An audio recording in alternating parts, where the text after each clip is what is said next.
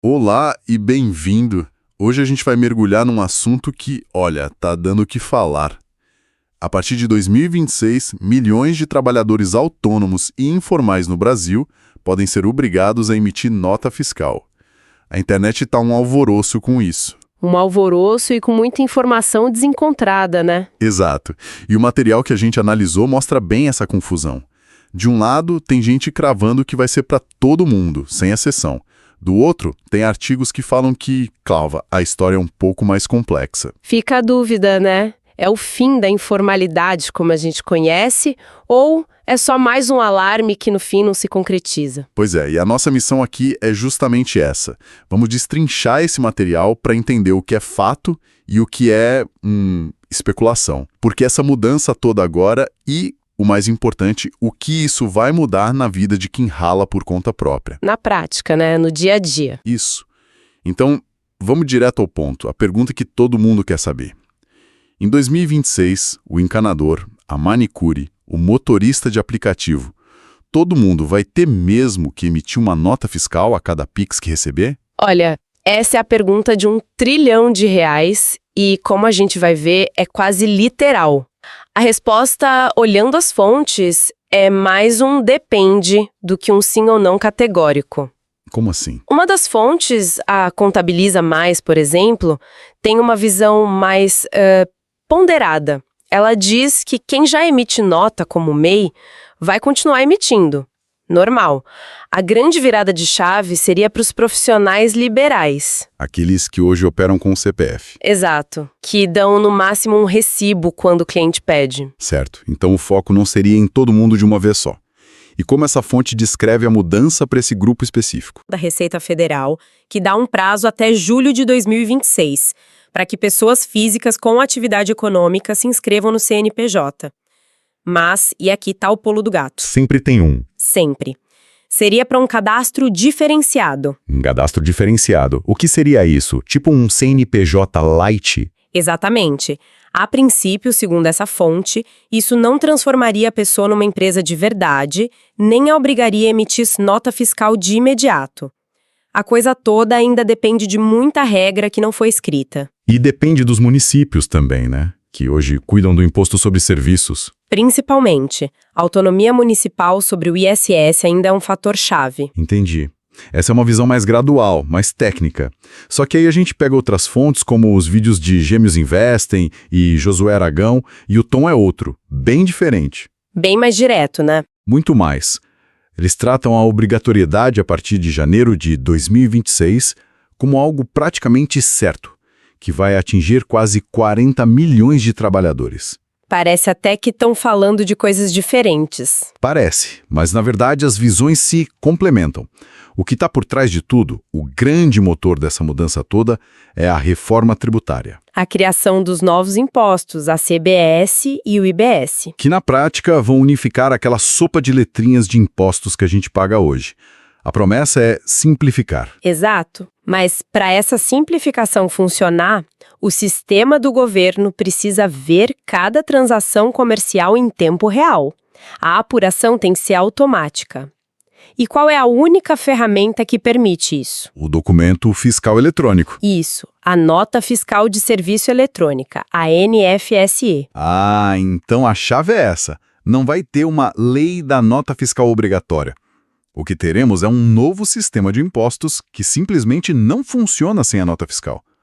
É uma obrigação pelo design do sistema, não por um decreto específico. É a leitura perfeita.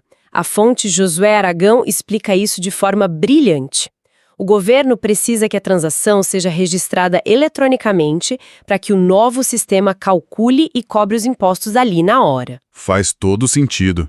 E nesse contexto, aquele CNPJ diferenciado para a pessoa física não é para ela virar uma empresa. É para funcionar como um identificador fiscal. Entendi. Então, o CNPJ para o autônomo não é para ele virar uma empresa no sentido tradicional. É mais como um CPF de trabalho? Uma chave de acesso para ele poder operar dentro desse novo sistema tributário nacional? É isso. É a analogia perfeita.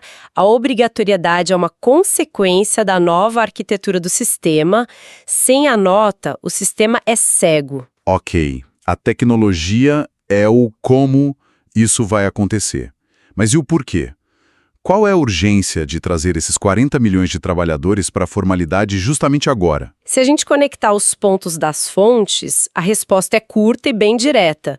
O governo precisa de dinheiro. Arrecadação. Exato. A fonte Gêmeos Investem traz dados bem fortes sobre isso. O Brasil teve uma arrecadação recorde, perto de 3 trilhões de reais. Mas, mesmo assim, o governo federal enfrenta o maior déficit nas contas públicas desde o Plano Real. Quer dizer, a conta não fecha. Gasta-se muito mais do que entra. E quando falta dinheiro? O governo busca novas fontes de receita. A mesma fonte menciona que mais de 30 impostos foram criados ou aumentados recentemente. Parece que agora a mira virou para a economia informal. E é um alvo gigantesco. Enorme. Todas as fontes concordam com os números. A gente está falando de um universo de 40 milhões de trabalhadores que movimentam cerca de 1 trilhão de reais por ano. Era um oceano de dinheiro que, até pouco tempo, era quase invisível para o fisco. E o que tornou esse oceano visível? A tecnologia. O grande catalisador foi a popularização em massa do Pix e das maquininhas de cartão. O dinheiro em espécie é anônimo, não deixa rastro, né? Claro. Uma transação digital é o oposto. Cada Pix, cada pagamento no cartão deixa uma pegada digital completa, com CPF, valor, data, hora. A Receita Federal consegue seguir esse rastro com uma facilidade Que era impensável há 5, 10 anos. impensável. E aqui é onde a coisa fica realmente interessante, porque não é só sobre tecnologia, é sobre uma mudança de método. De paradigma até. É uma mudança estrutural, como a fonte Josué Aragão detalha muito bem. O modelo de fiscalização está sendo virado de cabeça para baixo. O modelo antigo dependia de um fiscal da prefeitura e até o estabelecimento bater na porta do contribuinte. Um processo caro, lento e, vamos ser sinceros, pouco eficiente. Exatamente. E o novo modelo é nacional, centralizado e totalmente automatizado.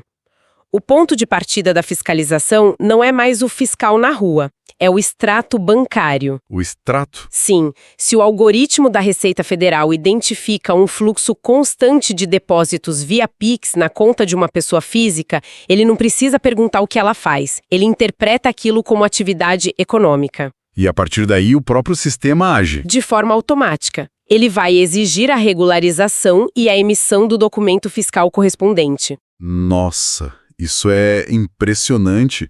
O sistema se torna proativo. Ele não espera mais a pessoa declarar, ele vê o dinheiro entrando e diz: explique essa renda e pague o imposto sobre ela. O ônus da prova praticamente se inverteu. Totalmente. Essa mudança na fiscalização é brutal.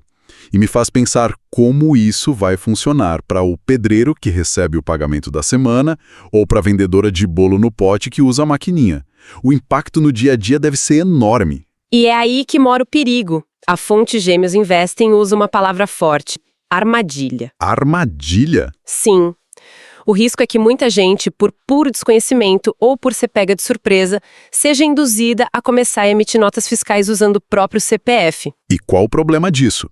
Parece o caminho mais simples, mais intuitivo. O caminho mais simples e o mais caro. Se a pessoa faz isso, toda a receita bruta dela vai ser declarada como renda de pessoa física. Isso vai jogá-la muito rápido para as faixas mais altas do imposto de renda, que hoje chegam a 27,5%. A fonte dá um exemplo prático disso, né? O caso da manicure. Sim, e os números são assustadores. Eles simulam uma manicure que fatura R$ 6.600 por mês. Se ela declarar essa renda direto no CPF, seguindo a tabela do imposto de renda, ela pagaria por mês algo em torno de R$ 1.160 de imposto. R$ 1.160. Por mês. Nossa, diferença absurda. Mais de R$ 1.000 por mês que iriam embora em imposto só por não escolher a estrutura certa. Essa é a armadilha que a fonte menciona, então. Exatamente essa. Porque a alternativa existe e é muito mais barata.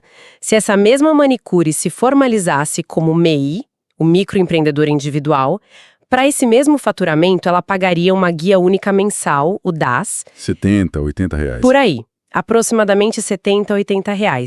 Compare R$ 1.160 com 80. É uma diferença que define se o negócio dela sobrevive ou não, sabe? Fica claro que a escolha do caminho certo vai ser crucial. A fonte Josué Aragão organiza bem esses novos custos, certo? Ele fala que não é só um imposto, mas uma carga tripla. Isso, ele sistematiza a pancada. O primeiro custo é o imposto sobre o serviço em si, o IBS. As estimativas, dependendo do regime tributário, ficam entre 2% a 5% sobre o valor bruto de cada nota emitida. Certo. Esse é o imposto da reforma tributária. Qual o segundo? O segundo é o imposto sobre a renda. Uma coisa é o imposto sobre o serviço, outra é sobre o que sobra de lucro. Como a renda agora fica toda visível para a Receita, quem passar da faixa de isenção, que hoje está em R$ 5.000 mensais no Simples Nacional para o MEI, também terá que pagar imposto de renda sobre o lucro. E o terceiro custo? É o que ele chama de custo da formalização, a burocracia. Mesmo no MEI, que é simplificado, há obrigações. E se o faturamento crescer e precisar virar uma microempresa, entram aí despesas com contador, sistemas para emissão de notas e o risco constante de levar multas. É um novo mundo de obrigações. Um mundo novo. Ok, diante dessa carga tripla de custos e burocracia, a pergunta que não quer calar é: as pessoas não vão simplesmente largar o Pix e a maquininha e voltar a usar só dinheiro vivo para fugir de tudo isso? É uma possibilidade, mas as fontes consideram isso improvável de funcionar em larga escala. Hoje, especialmente nos grandes centros, recusar Pix ou cartão é quase como fechar as portas. Você perde cliente, muito cliente. Exato. Perde-se um número enorme de clientes que não andam mais com dinheiro na carteira.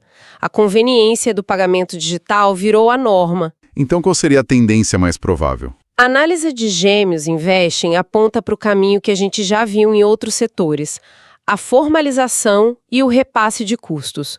O trabalhador vai buscar o caminho mais barato, provavelmente o MEI ou o Simples Nacional, vai calcular esse novo custo tributário E embutir no preço final do serviço ou produto. Exatamente. O que, no fim das contas, pode gerar uma pressão inflacionária.